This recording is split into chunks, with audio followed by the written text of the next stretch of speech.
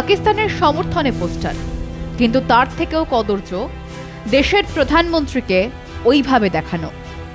ফেসবুকে করা ওই পোস্ট নজরে আসতেই গণপ্রহার অভিযুক্তকে।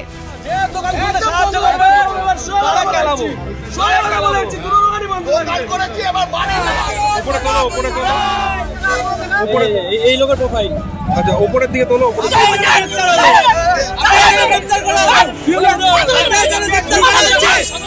ভারত পাকিস্তান উত্তপ্ত সময়ে যুদ্ধ নিয়ে অনেক মিম পক্ষে বিপক্ষে হাজারো মন্তব্য করা হয়েছে, কিন্তু যুদ্ধ বিরতির পর এমন কদর্যভাবে দেশ নেতাকে দেখানো হয়নি।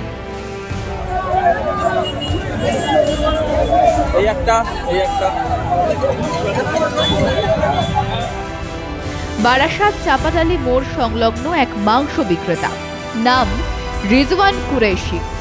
তিনি তার ফেসবুক ওয়ালে পোস্ট করেন একটি ছবি।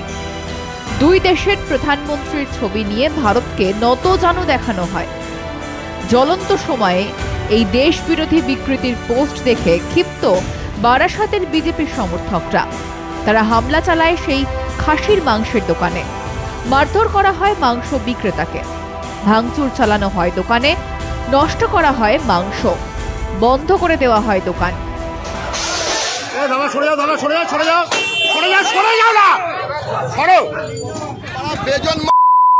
পাকিস্তানের ফেসবুকে পোস্ট করছে, 3 দিন ধরে এই পোস্ট করে যাচ্ছে নন স্টপ।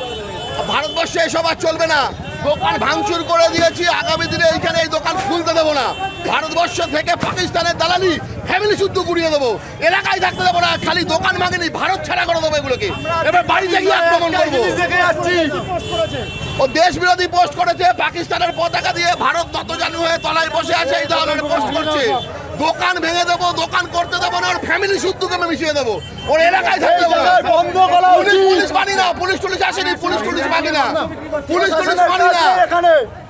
ভারতবর্ষ থেকে এই ধরনের পোস্ট যে করবে, আমাদের এখানে থাকতে পারবে না। আজকে সবে দোকান ভাঙা দিয়ে শুরু হলো। এখানে একজন পাকিস্তানের সমর্থন করে ফেসবুকে লিখেছে একটাই কথা, এই লোককে এখানে ব্যবসা করতে দেওয়া যাবে না, পরিষ্কার কথা। পাকিস্তান জিন্দাবাদ।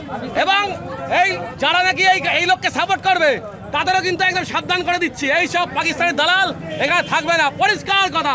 বলে জয় শ্রীরাম, জয় শ্রীরাম। উত্তেজনা বাড়ায় ঘটনাস্থলে পৌঁছয় বারাসাত থানার পুলিশ। অভিযুক্তের বিরুদ্ধে লিখিত অভিযোগ দেয় বারাসাত থানায়। অভিযুক্ত ও তার সঙ্গীরা সকলেই পলাতক। ঘটনার তদন্তে বারাসাত থানার পুলিশ। মাধ্যম ব্যুরো রিপোর্ট।